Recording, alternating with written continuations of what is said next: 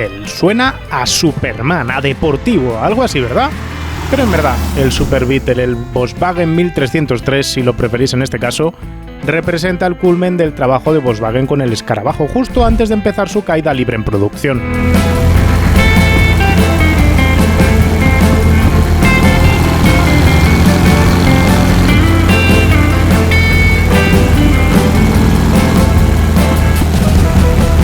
En 1971 Volkswagen venderá, atentos a la cifra, 1.291.612 Beetles solo en ese año.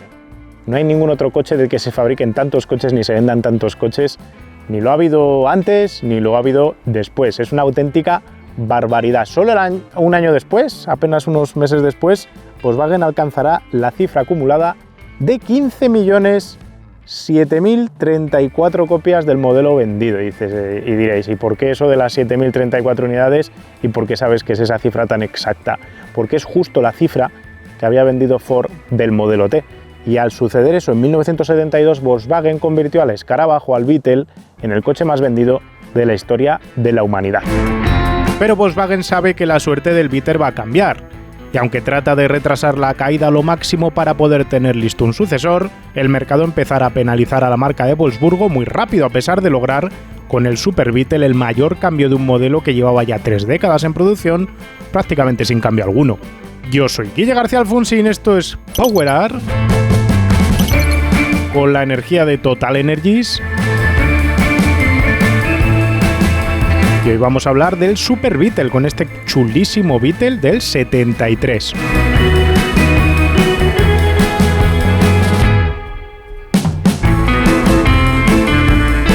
Cabría arrancar hoy este vídeo con la historia del Beetle completa, que nos fuésemos parando con los detalles, cómo se diseñó, quién lo promovió, cuánto dinero costó el desarrollo del proyecto y todo lo demás. Nos lo vamos a dejar guardado para cuando filmemos un Beetle de 1949, del 47, uno de los de la primerísima generación. Pero, a pesar de que lo vamos a dejar para entonces, lo que vamos a hacer ahora es un repaso muy rápido de esa historia. En los vídeos del Tatra T77 y del Museo Guggenheim ya os hablé largo y tendido de la historia inicial del Beetle. Si nos vamos a principios de los años 30, veremos que el caldo de cultivo del concepto del coche del pueblo está en pleno hervor. El automóvil hasta entonces había estrenado el siglo como una máquina para gente con recursos, pero eso había de cambiar. En muchos países comienza a moverse la idea de un coche al alcance del grueso de la sociedad, en la que todavía no existe una clase media al uso. El Ford Modelo T simbolizará más que ninguno ese movimiento décadas antes en Estados Unidos, pero en Europa el movimiento tardará en llegar. En Reino Unido el Austin 7 hará las veces de Modelo T en los años 20, en Italia se trabajará con el Fiat Topolino de cara al inicio de los años 30. En Alemania y Austria varios fabricantes como Mercedes-Benz trabajarán en el concepto del coche económico de masas, pero será la llegada de Adolf Hitler al poder en Alemania la que dinamizará el esfuerzo alemán de motorizar al pueblo. Hay que entender el contexto. Alemania en ese momento está deprimida. Todavía tienen los problemas de la posguerra, de la Primera Guerra Mundial. Y mientras en aquel país hay 500.000 coches rodando por las carreteras, en Francia y en Reino Unido hay 1,5 millones, 3 veces más. Así que Adolf Hitler decide que una de las maneras de potenciar su posición delante de su pueblo es explicarles que van a cambiar eso, que van a movilizar el país, que van a poner coches en cada una de las casas de los obreros medios alemanes para vencer esa diferencial que tienen de parque móvil respecto a sus países vecinos. Hitler, arrimando dinero público, anunció el objetivo para fabricar un vehículo que habría de poder circular a 100 por hora con 4 pasajeros, con un precio de 990 marcos, que serían 5.000 euros corregidos a día de hoy, con fiabilidad alemana.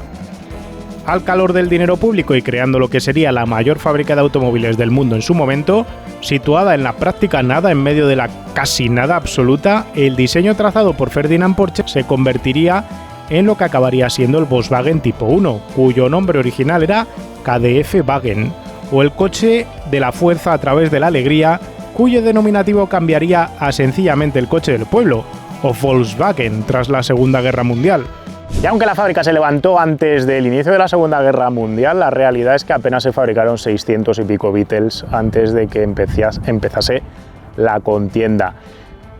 A pesar de ello, a pesar de que el coche no estaba en producción seriada, la imagen del Beetle ya empezaba a llegar más allá de las fronteras alemanas. A Estados Unidos llegaba el concepto, la idea que había propuesto Hitler, y hablaban de ella e iban a bautizar el coche con el nombre cariñoso con el que le conocemos hoy en día. Y es que el New York Times, en el 3 de julio de 1938, transcribe lo siguiente, lo voy a leer tal cual.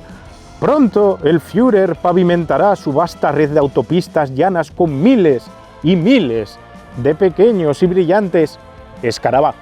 Es la primera vez que se usaba esa palabra de escarabajo asociada al coche, y desde que Nueva York decidiesen llamarle escarabajo hasta hoy, pues ha quedado el nombre directamente. Tras la Segunda Guerra Mundial, los países aliados renegaron de llevarse la factoría del Beetle a sus países, o el concepto genérico del coche y su diseño. Lo calificaron de burdo, demasiado sencillo. Finalmente, como había que poner a los alemanes a trabajar, o volverían a tramar algo, o al menos así lo decía Herbert Hoover en el 47, se puso la fábrica en marcha.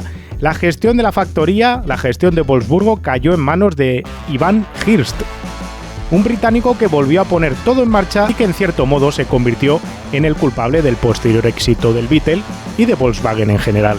Como se suele decir, el resto fue historia. El diseño de un coche básico, sencillo, fiable, el diseño básico creado por Porsche, iba a funcionar en el mercado muy por encima de las expectativas de cualquiera que se hubiese planteado si ese coche después de la Segunda Guerra Mundial iba a encontrar cualquier mercado. La cosa iba tan rápida que para mediados de los años 60 Volkswagen ya fabricaba más de 500.000 de Beetles al año.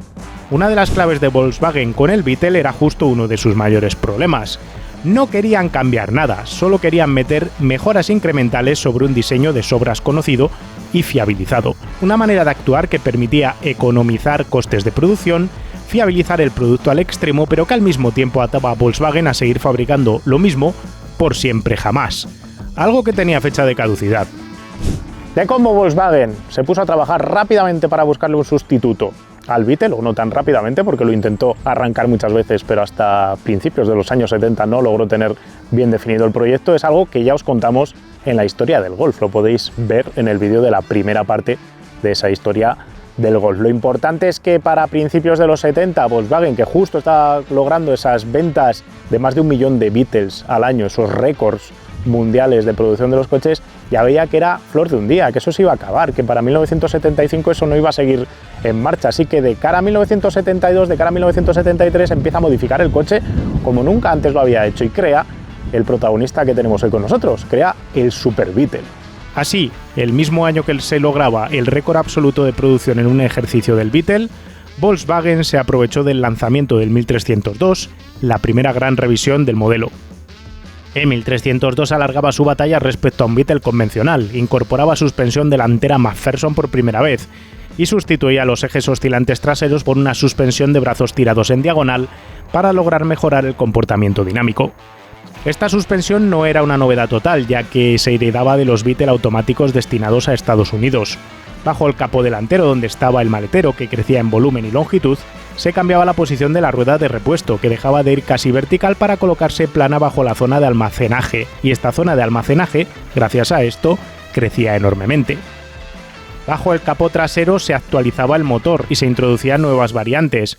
El motor podía ser un 1300 centímetros cúbicos de 44 caballos o un 1600 de 50, denominado 1302S, aunque el modelo base de 1200 centímetros cúbicos seguía en producción también.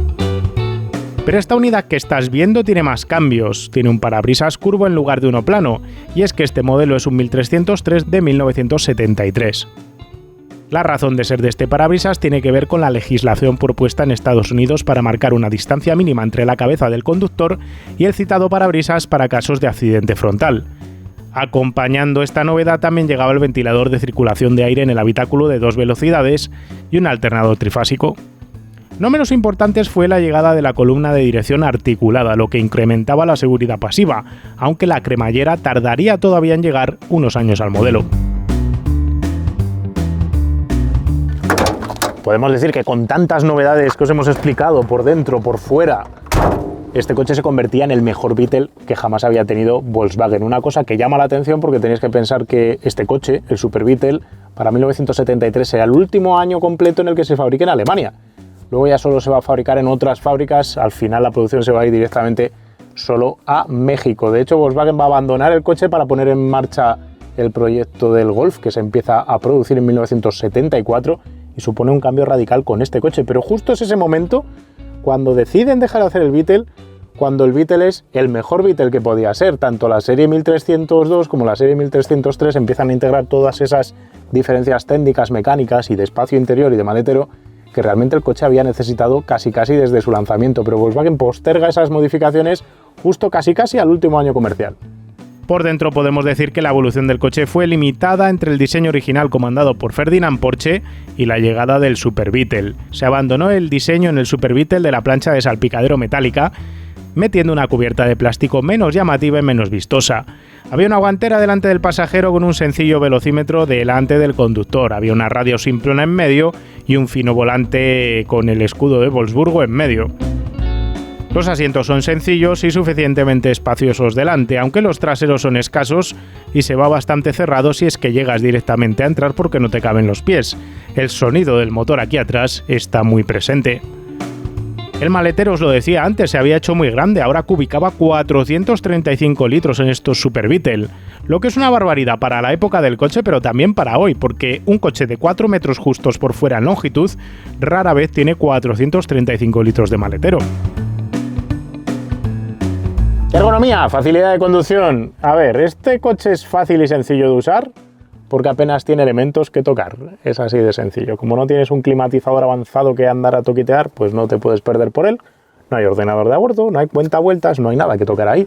El volante es enorme, te queda al lado de la palanca de cambios y los pedales los tienes desplazados tremendamente hacia la derecha para dejar paso al pasarruedas izquierdo. Como posición de conducción, pues es mala. La visibilidad hacia afuera es buena, vamos a decir. El confort, pues el hecho de ir así torcidillo no es lo mejor del coche. Lo que sí que tienes es bastante espacio para ser un coche de solo 4 metros de largo.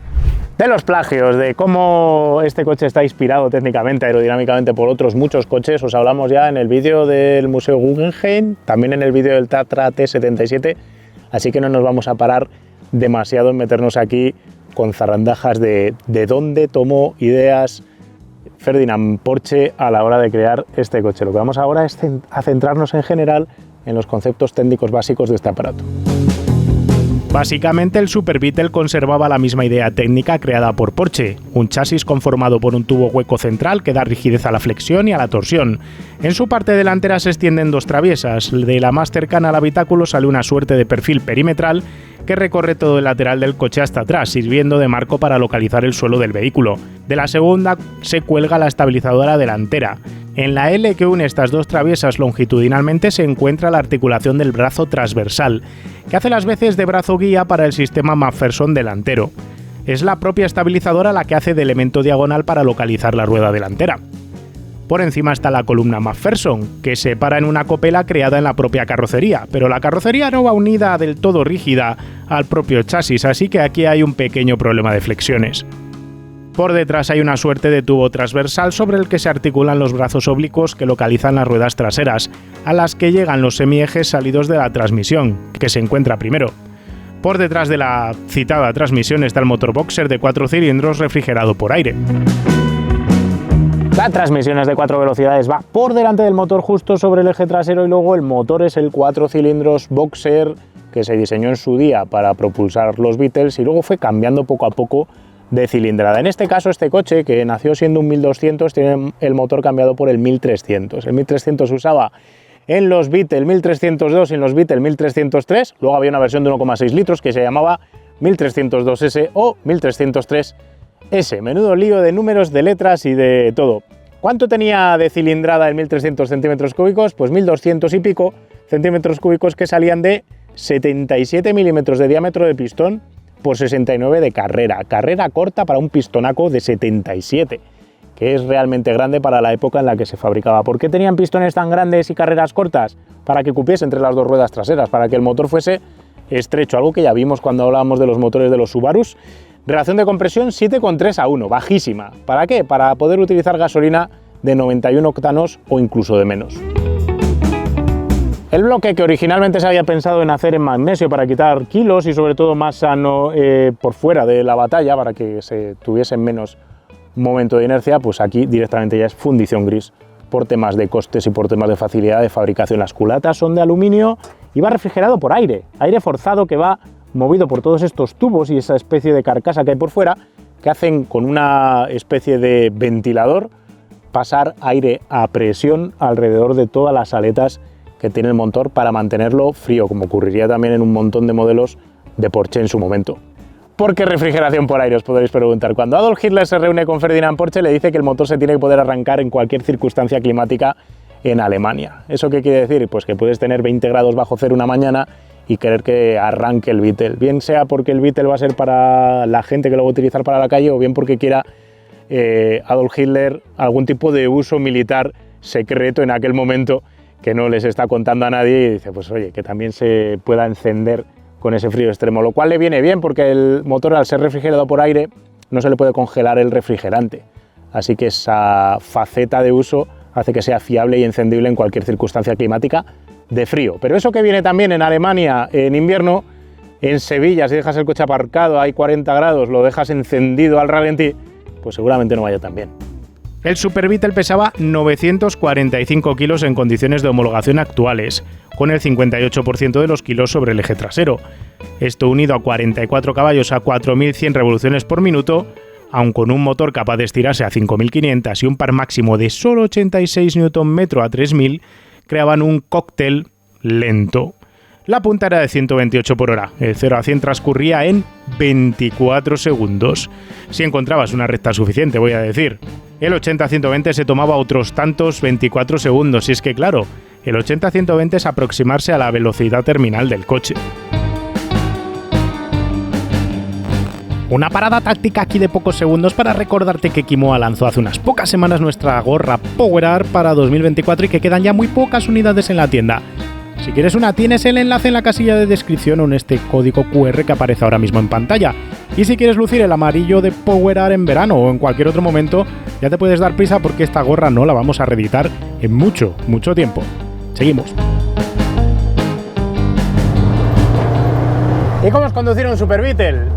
He de decir que me parece increíble, que es lo primero que quiero destacar, que este coche se fabricase en 1973 y solo un año después, de la misma fábrica de Wolfsburgo donde se ensambló este Super Beetle, saliese un Golf, un coche que está a eones de distancia conceptual de este coche en cuanto a todo: diseño interior, ejecución, manera de conducción, tamaño del volante, todo, cada uno de los aspectos hablan de un coche pues que salta directamente 2 generaciones de golpe el Golf respecto a este modelo. Y eso que este es el mejor Beetle de todos los Beetles fabricados por suspensiones, por manera de conducirse, quitando que a esta unidad, por ser del 73, le falta todavía la última innovación que acabó teniendo este coche, que era la cremallera de dirección, en lugar de la de rodillos que lleva este coche. He de decir que la conducción es muy peculiar. Si nunca habéis conducido un Beetle, más o menos se conducen todos igual, los pies echados para la derecha, os lo decía antes cuando hablaba del interior, vas pegado a la puerta, el volante es muy grande pero se maneja bien y te da confianza desde el primer minuto. Es un coche fácil de conducir, a pesar de ser una concepción de principios de los años 30, principios mediados. La realidad es que es un coche que no se siente tan viejo porque te deja hacer las cosas fácilmente. Ves muy bien la carretera hacia adelante, hacia detrás es otra historia porque los retrovisores son diminutos como en cualquier coche de esta época y eso hace que no tengas buen control hacia atrás. Tiene la característica peculiar de la posición del peso y sobre todo no solo del reparto de pesos echado hacia atrás, sino también del famoso, afamado momento polar de inercia del que hablamos, por ejemplo, en el vídeo de la esquiva. Este coche, al llevar todo atrás, llevar una batalla relativamente corta y ser un coche con una concepción tan extraña, lo que ocurre es que es bastante instantáneo a lo que le hace el eje delantero, pero el eje delantero al mismo tiempo es lento de reacción. ¿Cómo se come esto? Vamos a ir por partes. La dirección está muy desmultiplicada, como cualquier coche viejo, y encima es de rodillos, así que nos precisa como una cremallera. Así que tú vas hacia la curva y el coche quiere seguir recto. Una vez que ya has decidido que tú quieres girar, tienes que meter volante y tarda un rato en generar el giro con las ruedas delanteras, porque hay deriva, porque hay un sistema de rodillos de dirección, porque va muy desmultiplicada y entonces empieza a hacer fuerza el morro para querer girar el coche. Como el peso está muy atrás y está todo ahí centrado, lo que ocurre es que tienes que generar fuerza lateral con un eje que casi no tiene carga vertical encima, así que si no frenas fuerte al principio notarás que flota un poquito de las ruedas delanteras, como un 911 clásico.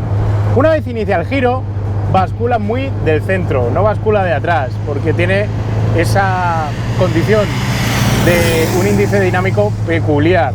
Como tienes el peso atrás, aún así quiere bascular de más atrás, al inicio de la curva, pero luego se va moviendo rápidamente hacia la posición del centro de gravedad, y eso hace que tengas esa falta de interés inicial en giro, y una vez que inicia el giro, se convierte en una especie de martillo pilón, que quiere seguir girando. Eso lo hacía peculiar, peligroso, complicado conducir, especialmente en condiciones de mojado, donde lo que hagas con el tren delantero puede condicionar lo que te suceda después con el tren trasero. Si lo llegas a descabalgar, puede hacer un trompo sobre sí mismo en medio de la carretera, pero en condiciones normales eso no suele suceder. Además, en estos Super Beetle que ya llevan McPherson delante y brazos tirados en diagonal traseros en lugar de los semiejes oscilantes que llevaban los primeros Beetles, tienes un comportamiento más natural, podríamos decir. En los primeros tenías un tren delantero que todavía flotaba más y era todavía menos preciso, y el tren trasero iba cambiando de convergente a divergente según se movía la suspensión, y eso hacía que en función de si acelerabas o frenabas, el coche cavitase mucho, cambiase mucho de querer girar sobre sí mismo a no querer girar sobre sí mismo, y eso era peligroso. Aquí está todo más controlado, por eso os digo que el Super Beetle, voy a abrir la ventana porque me va a cocinar, por eso digo que el Super Beetle es el mejor Beetle,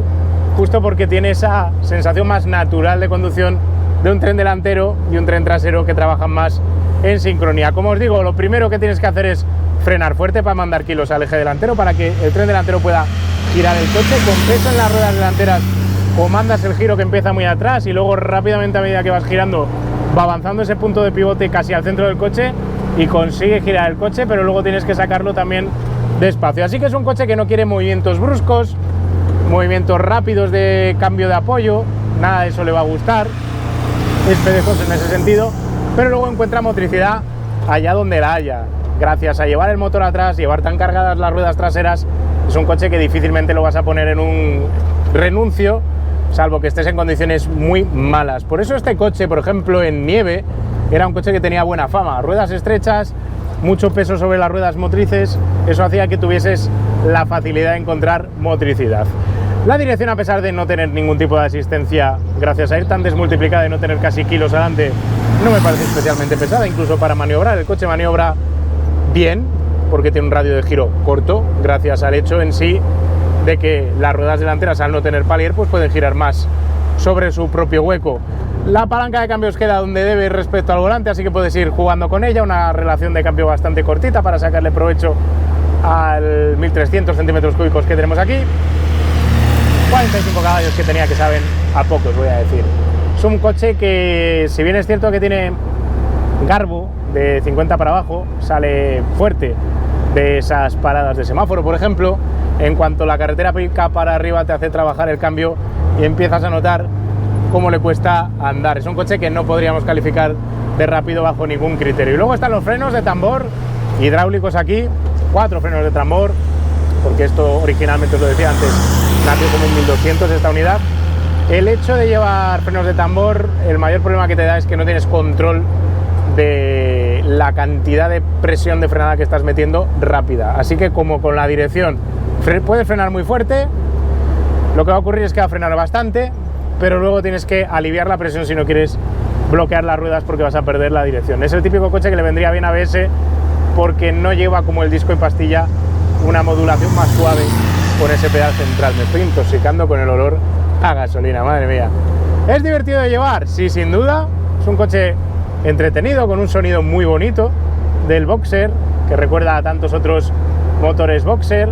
Tiene esa conducción peculiar de ir sentado todo el rato atrás, donde vas con el culo abajo y las ruedas delanteras un poquito hacia arriba, pero va por donde le mandas, es bastante preciso y no da miedo. La verdad es que para las circunstancias y los tipos de conducción que había por la época, me parece que es un coche bastante noble en ese sentido, a pesar de la malísima fama que tiene, justo por sus condiciones de mezcla de inercia, reparto de pesos y sobre todo por el tipo de suspensión, que aquí ya no tiene esa problemática. Como clásico me parece un coche simpático para ir a concentraciones del pueblo, y además tiene la practicidad de ser un coche claramente más grande que un 580 o un 600 de Fiat, por ejemplo. Respecto a un 2 caballos, se nota un producto más pulido que el 2 caballos. El 2 caballos es más, ¿cómo decirlo? Rural, podríamos decirlo. Un coche más vasto, menos refinado, más blando de suspensión. Este es más a la alemana, valga decir eso, de que ya se nota que va más aplomado en el asfalto, donde el 2 caballos va todo el rato flotando y trata mejor este coche a los pasajeros delanteros. A los traseros probablemente en el 2 caballos haya más espacio en las plazas traseras. ¿Es más honesto el 2 caballos tal vez? No lo sé, pero este coche es más coche de conducir en ese sentido que el modelo de Citroën. Pero se le notan los años, al final no deja de ser un coche de los años 30, como el 2 caballos, y eso hace que para ser un coche de los años 70 ya se note viejo para los años 70, ¿vale? Para hacer viajes largos la verdad es que se echan falta, sobre todo si vas a afrontar autovías o autopistas. Le falta garbo al motor sin duda al 1300. Hay una versión 1600 que tenía más soltura y probablemente sea la adecuada si estáis pensando en haceros con uno de estos para hacer largos viajes, para descubrir cualquier tipo de carretera, pero pretendéis pasar por autovía o autopista. Si solo os vais a quedar con nacionales y con carreteras como esta, comarcales, entonces la historia cambia y probablemente esta cilindrada y esta potencia sean suficientes para sacarte una sonrisa sacándolo el fin de semana sin tener que explorar el límite de adherencia del coche, porque no es el típico coche disfrutón de conducción deportiva donde vayas a ir queriendo buscar el límite de adherencia, entre otras cosas porque tienes ese riesgo intrínseco de que buscando los límites de adherencia de estos coches empiezas a tener inercias raras justo por esa falta de ganas de girar al principio y falta de ganas de parar de girar cuando ya has conseguido que empiece a rotar sobre sí mismo, lo cual lo hace muy complicado en condiciones deslizantes o yendo fuerte. Me gustaría probar uno de estos preparado para jugar un poco más con eso, pero bueno, eso queda tal vez para ir a alguna celebración de las de Volkswagen que tienen en Wolfsburgo, porque ahora el GTI Treffen lo han pasado a Wolfsburgo, no sé si lo sabéis, y alguna vez le hemos propuesto a Volkswagen irnos con uno de estos cruzando Europa por carreteras comarcales hasta Wolfsburgo. Si alguna vez los convencemos, puede ser que nos hagamos los locos y cojamos uno como hicimos con el Ibiza para ir a Ibiza y nos vayamos con uno de estos desde España a Wolfsburgo, que sería una historia chula de contar. Lo digo ahora porque solo estoy conduciendo 40 kilómetros con este coche. Probablemente teniendo que afrontar 300 por jornada con uno de estos, la cosa se haga más dura. Un último aspecto para contar, la rigidez del chasis. Este coche, lo habéis visto, lleva plataforma por un lado y por otro lado la carrocería montada encima, aunque la suspensión delantera, la McPherson, las copelas, van trabajando directamente sobre la carrocería en estas versiones de los Super Beetle. Lo que se nota es que trabaja descompensado, trabajan flexándose los ejes, el eje delantero sobre todo, a su bola cuando va pillando baches, y eso hace que tengas esa sensación de hojalata, podríamos decir, donde el coche no hace trabajar a la suspensión, sino que directamente flexa el bastidor por un lado, la carrocería va a su bola por otro. Es una de esas circunstancias donde más se le nota la edad al coche y su vejez conceptual a nivel de monocasco. Aspectos que después, con el cambio por ejemplo al Golf, pues fue la noche y el día, el hecho de pasar de este tipo de construcción al tipo de chasis monocasco con el subchasis montado delante para el motor que llevaba el Golf. Es que menudo cambio, o sea, Volkswagen en un año, del 73 de este coche al 74 del Golf, ¿quién la vio y quién la... ¿Quién pudo asumir eso? Quiero decir, cuando llegaron los periodistas de probar esto y pasan a probar el Golf, tenían que preguntarse cosas raras. ¿Esto qué es? Volkswagen, ¿qué has hecho? No tiene nada que ver con lo que eras tú. Uno de los cambios más radicales de personalidad que se pueden encontrar en la industria de la automoción, la verdad.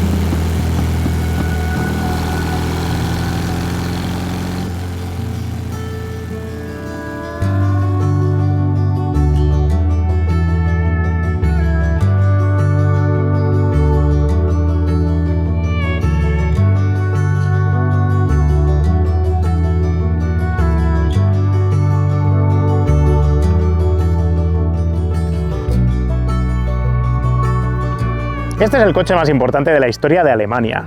De hecho, debe ser de las pocas cosas positivas que dejó el régimen nazi como herencia a los alemanes, porque sin este coche Volkswagen no hubiera existido, sin este coche no hubiera existido el Golf, sin este coche los Porsche no hubieran podido subsistir y crear la empresa que nos ha dado tantos buenos superdeportivos. De hecho, sin este coche probablemente el milagro económico alemán de la posguerra no hubiera podido tener lugar. Este coche sirvió para dar empleo a muchísimas familias, para también dinamizar la industria y para hacer que tuviésemos otra percepción de los alemanes, o por lo menos que los americanos tuviesen otra percepción de los alemanes distinta a la del rival militar que habían tenido en la Segunda Guerra Mundial. Justo por esas razones, el Beetle, me parece el Super Beetle también, el coche más importante de la industria de automoción alemana, a pesar de tener un montón de otros coches y otras marcas importantes. Y además se consiguió con una cosa curiosa, y es que dentro de todo el mecanismo industrial de fabricar coches que tiene Alemania, este coche está hecho con dinero público, porque Volkswagen se creó con dinero público y todavía es parte del estado de Baja Sajonia, mientras que Mercedes-Benz, BMW y el resto de marcas que orbitaban en aquel momento eran entidades privadas. Por eso tiene especial relevancia también en el sentido popular el Volkswagen para el propio pueblo alemán. También quiero destacar la diferencia entre este coche y lo que hace ahora Volkswagen. Volkswagen responde con este coche a una necesidad básica de automoción, una necesidad básica de movilidad, de lo que sería el equivalente a 5.000 euros de hoy en día, porque los alemanes en aquel momento eran pobres. Y el trasiego de los alemanes pobres exportando este coche a los alemanes ricos o de una clase media ya mucho más potente respecto a los que había en aquel entonces, hace que Volkswagen también modifique sus productos. Hoy en día un Golf no es precisamente un coche barato de clase media o de clase baja, que sería lo que era este coche en aquel momento. El Golf ha ido hacia arriba dentro del escalafón, al mismo tiempo que la marca también ha crecido y se ha desarrollado como una marca más completa, con una visión mucho más premium, aspiracional, podríamos decir. Lo que pasa es que también se ha descuidado esa parte lógica de crear un coche de 4 metros y 5.000 euros. 5.000 euros hoy ya sería imposible, pero es esa parcela de mercado que ahora mismo cubre el Dacia Sandero. Eso es justo lo que Volkswagen ha dejado de hacer para centrarse en hacer otras cosas que responden más a la posición económica y social que tiene hoy Alemania en la actualidad. Cuéntanos, Javi, ¿por qué compró tu padre este coche? ¿Cómo llegó a sus manos? A ver, como tal no fue comprado, fue un regalo de una amiga de mi madre que lo tenía abandonado en un garaje y le dijo a mi padre, oye, Dal, que si te interesa el coche. Y bueno, pues mi padre dijo, pues oye, pues ¿por qué no? Lo cogió y lo restauramos y bueno, y aquí está. ¿En qué estado estaba cuando lo cogisteis? Pésimo, o sea, estaba las ruedas tiras en el suelo, la suspensión podrida, había hasta un nido de ratas en la caja de los fusibles, para que te das una idea. Después había también defectos de chapa porque la gente, claro, al ser un coche abandonado, pues no tenía el cuidado aparcando, de hecho había un Hammer que había pasado por encima de la aleta y toda la leche, o sea, está plano, y el coche hecho un asco. Pero bueno. Luego fue hacerle chapista y motores, porque me has contado que habéis tenido que cambiar el motor 2 veces. Sí, una de ellas, el primer motor que estaba podrido, vaya, y el segundo fue porque salió defectuoso y pegó un culatazo a poco tiempo de arreglarlo, vaya. ¿Qué hace un chaval de tu edad, voy a preguntártelo así, con un coche tan viejo moviéndose por Madrid directamente? ¿Es algo que te mola? ¿Es algo que le has cogido el gustillo? Pues es pasión al final, porque yo es un coche que lo llevamos teniendo desde 2008 y claro, pues al final he crecido con él. O sea, yo soy de 2003, llevo ya pues 2008, unos 15 años con él, más o menos. Entonces, pues al final le he cogido cariño y pues lo disfruto. De hecho, llevaba esperando el momento de sacarme el carnet para empezar a conducirlo y tal, y lo llevo esperando muchísimo tiempo. Y a partir de ahí, pues bueno, a usarlo no de diario, porque si no igual me muero, pero, pero a darle uso para que no se fastidie, vaya. ¿Qué le queréis cambiar? Porque me has contado a lo largo de este curso, me has contado varias veces que le queréis hacer cositas. Queríamos cambiarle de primeras los frenos delanteros, porque llevar tambores a las 4 y que te bloquee con mirarlo, pues no es muy divertido. Y también sería interesante hacerle algún retoque al motor, porque pierde un poquillo de aceite y gasta un poco más de lo que debería. Pero bueno, por lo demás el coche no está muy mal. No está muy mal. ¿Corre lo suficiente para ti? A ver, no es un coche para correr. Yo le piso, pues hombre, sí hay veces que lo fuerzo un poquillo, eso es verdad, pero para mí va bien. O sea, tampoco te vas a poner más de 120 con esto, porque dicen ni de coña. O sea, empiezas a notar que todo vibra y dices, o se desmonta o me estrello, una de dos. Le tienes aprecio a tu vida. ¿Alguna intención tenéis de venderlo? A priori no. A priori no. Las únicas opciones sería ya cambiarlo por otro vehículo clásico, rollo un 911 antiguo, alguna cosa de esas, pero a priori ninguna. Vamos, del 911 al Escarabajo hay una diferencia Por eso. razonable. Por eso. O sea, de momento ninguna. Pues muchas gracias, Javi, por haberte metido la paliza de venir hasta aquí con él. No, hombre, yo encantado. Con este coche lo que hacemos es también cerrar una parte que podríamos denominar como un ciclo dentro de Power Art, porque hemos grabado ya un 2 caballos, hemos grabado ya un Mini y hemos grabado un Super Beetle. Nos va a quedar grabar ese Beetle primigenio, ese de los años 50, para poder contar el resto de la historia, pero quedará para más adelante. Y ahora, si os habéis recalentado con el Super Beetle de Javi, con sus llantas bajadito y su color, lo que vamos a hacer es ir a ver en Wallapop cuántos podemos encontrar y a qué precio. Y ahora llega el momento de Wallapop, nuestro patrocinador, para ver los precios de los coches nuevos y usados que probamos en Power Art, para que tengáis una referencia real de cuánto se están pidiendo por ellos. Vamos a buscar un Volkswagen Beetle. Ponemos aquí Volkswagen Beetle. Y vamos a tener de todos los años y de todos los precios. Vamos a empezar primero de todo con un Super Beetle. Mira, arranca en el 78 la catalogación. Nos vamos a ir hasta el 88, por ejemplo, para ver solo unidades viejas y ver precios. Coches que, si os vais a comprar uno de clásico, es un buen clásico porque hay mucho recambio, pero es un coche complicado porque se oxidan mucho. Y por hablar, fíjate, aquí hay uno por 3.000 euros tremendamente oxidado. Vamos a ir abriendo recreación. Mira, una recreación del KDF Wagen del 44, el modelo original, antes de que se llamase Volkswagen. Uno del 72 de parabrisas plano. Aquí pone que es alemán. Este es un Super Beetle que ya tiene la luna panorámica y encima es cabrio. Este es 6.000 euros del 73, 300 para alquilar, 7.500 para este. La verdad es que han subido un poquito, 20.000 euros. Vale, porque es del 55. A veces parecen caros, pero luego resulta que es que tienen un origen pues de la época. Y eso les incrementa el valor. 6.400 para ese. Mirad, uno del 73, muy similar al que hemos grabado. ¿Abrimos alguno más o lo dejamos ahí estar? Uno de modelo a escala, uno amarillo del 80, 150 caballos, pero ¿qué dices? Empecemos por aquí. Este, 8.000 euros, aparece como del año 80, es un 1,6. Lleva llantas de aleación, lleva reposacabezas, las fotos ya no pasan, de chapa, bueno, no tiene mala pinta exterior la chapa ni el techo. Popó, eso en mi casa quiere decir caca, de hecho, o sea, no. Salpicadero, volante, bueno, 8.000 euros, Olesa de Montserrat. Está perfecto, muy pocas unidades, 80.000 kilómetros marca, 8.000 euros, no es poco dinero para un Beetle. 15.000 para este es todavía menos poco dinero, ¿no? Se vende joya, recién restaurado por completo, motor original, se restauró en el 24 del año 78. Matrícula española en el 80, se puede probar y pone en Ibiza, vale. Se puede probar en Ibiza, está el coche en Ibiza. El color me parece espectacular, pero eso ya es una cosa mía. Mira, matrícula de Ibiza además. Fijad antes, ¿pero qué dices? ¿Y por qué?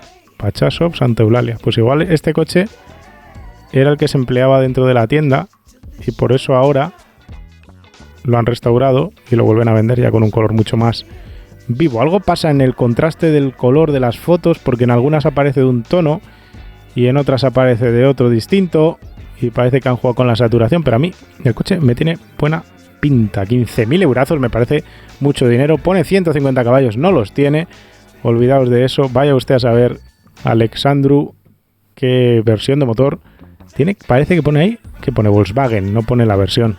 Pues una incógnita, a ver si es un 1.300, un 1.600, un 1.200. 7.000 euros por este del 73, un Super Beetle de luna delantera panorámica, McPherson delante.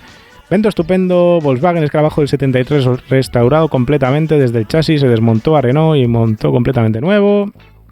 Motor y caja con 4.600 kilómetros, tapicería nueva, neumáticos nuevos y 7.000 euros, teniendo en cuenta todo lo que ahí aparece, que está cambiado, es un 1.303, sí. Si está bien, la verdad es que es buen precio. De hecho, será el mejor precio que hemos visto hasta ahora de todas las unidades que he ido abriendo. Otro más, este con suspensión neumática, entiendo por lo bajito que va. tuneado del todo, matrícula de Tenerife, faros amarillos, está ahí levantado y me parece a mí que no lleva suspensión de aire comprimido, sencillamente está echado al suelo, lo cual lo imposibilita para usar bien, yo creo.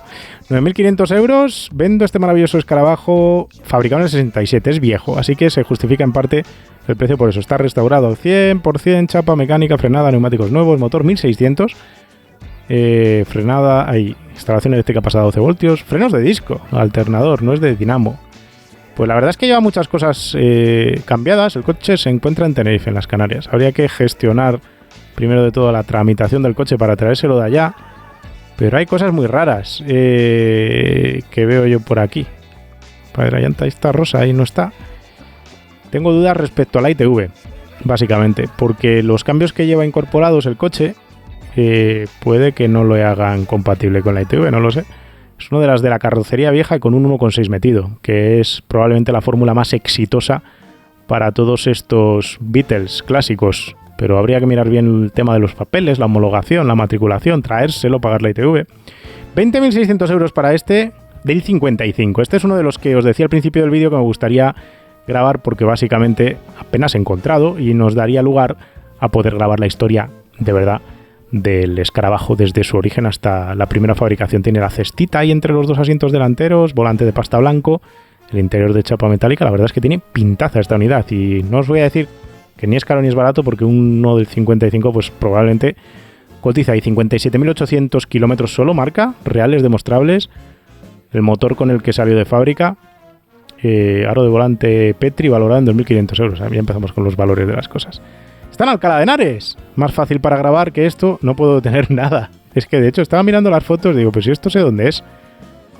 Pues sí, es ahí. No sé, si nos contacta José Jerez, igual sea una buena opción para filmar. Buena pinta, caro, pero al final es en lo que cotizan esos coches. 7.500 para este del 68. Veamos las fotos, llantas cambiadas, matrícula de Madrid. Asientos cambiados también parece. Solo nuevo, motor totalmente nuevo, restaurado, facturas que lo demuestran, 50.000 kilómetros, llantas, cromas, dirección nueva y discos de freno delanteros. Parque Corredor de Henares. Pues esto también está cerquita de mi casa, fíjate tú qué casualidad. 7.500 lo vende Chano. 6.000 euros del 73 este. Es luneta panorámica. Pone que es un 1303, debería de serlo, pero sí lo es. 6.000 euros es más barato. Escarabajo 1303 del 73 es precioso, color burdeos, interior blanco, dos juegos de llantas, unas las originales con el tapacubos, bla bla bla. Se las compramos a una persona que las llevó en un Porsche de época, aunque no son Porsche. Yo qué sé, hay muchas aquí. Pozuelo de Alarcón, 6.000 euros. Barato, buena pinta la unidad, si os habéis encaprichado. 22.999. Buscaba alguien en escarabajo, estado de concurso, motor nuevo y rehabilitado, documentos en regla. Se puede alquilar para bodas y comuniones. Cosas raras del anuncio. Tiene luna delantera panorámica. Y yo ahora me estoy liando porque no sé si los cabrios ya llevaban la luna panorámica antes, pero si es del 70, hasta el 73 no estuvo la luna panorámica en los Beetle. Entonces tengo ahí dudas serias de que este Beetle sea del 70 como aparece ahí. 23.000 euros por un Beetle cabrio. Madre mía. 9.500 del 72, importado desde Alemania, en perfecto estado con su color azul metalizado original, tapicería nueva, motor alemán, tiene matrícula de Madrid, se encuentra en Madrid. Vamos a ver las fotos, no tiene mala pinta. Os digo que si os vais a mirar uno de estos es muy importante que vigiléis el óxido, levantar el coche en un elevador, verle los bajos, muy importante. Si no os podéis comprar un auténtico pozo de dinero. 26.000 para este del 54, aparece recreación del KDF del 44, matriculado como histórico, hecho completo desde cero, motor 1.6, doble Weber, tren delantero de disco, muchas piezas originales, o sea que estéticamente, convertido a 12 voltios, estéticamente juega con la idea de que es uno de los de primera generación. La verdad es que está logrado esa forma por los pilotos, por la tapa, aunque no sea un oval aquí detrás, perdón, es un ventanilla partida. Tiene la ventanilla trasera oval y tiene buena pinta en términos generales, hasta el asiento, la tapicería.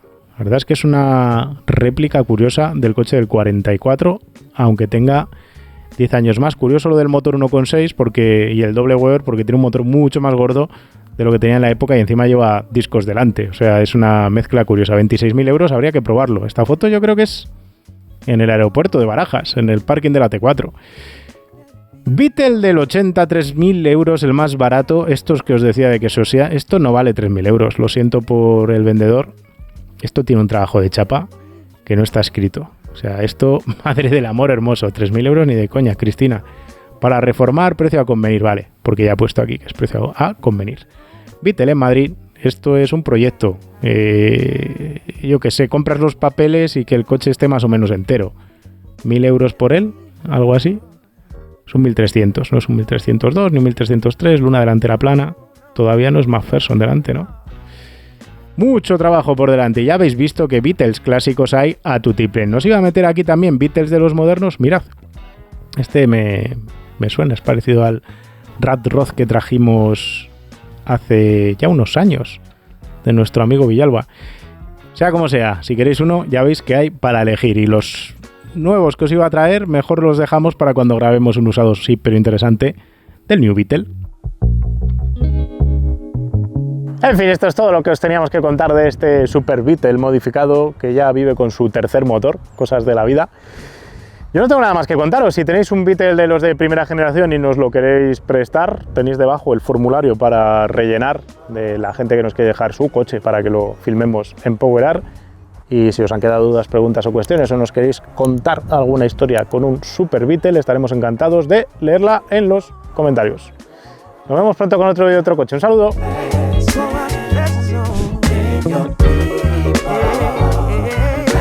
¡Hey! Si te gusta PowerArt y nos quieres ayudar a seguir creciendo, solo tienes que hacerte mecenas del canal. Los mecenas del canal disfrutan de un canal de Telegram, valga la redundancia, privado con el que charlar con nosotros y estar al tanto de novedades o preguntarnos lo que les venga en gana. Además, preparamos actividades exclusivas para ellos, como las que hemos tenido en los últimos 2 años, en el Museo Motos Made in Spain en Alcalá, en el Circuito Terramar cerca de Sitges, en el Museo de la Moda y el Automóvil de Málaga, o la visita al Museo Fernando Alonso y el challenge que hicimos después en su circuito de karting hace nada. De cara a este mes de noviembre tenemos además nuestra primera premiere en el cine, nada menos. Será el 30 de noviembre en el Autocine de Madrid y seas o no mecenas puedes preinscribirte ya con el formulario que tienes debajo en la casilla de descripción de este vídeo. Date prisa porque de 300 huecos para coches que tenemos, 200 ya están ocupados.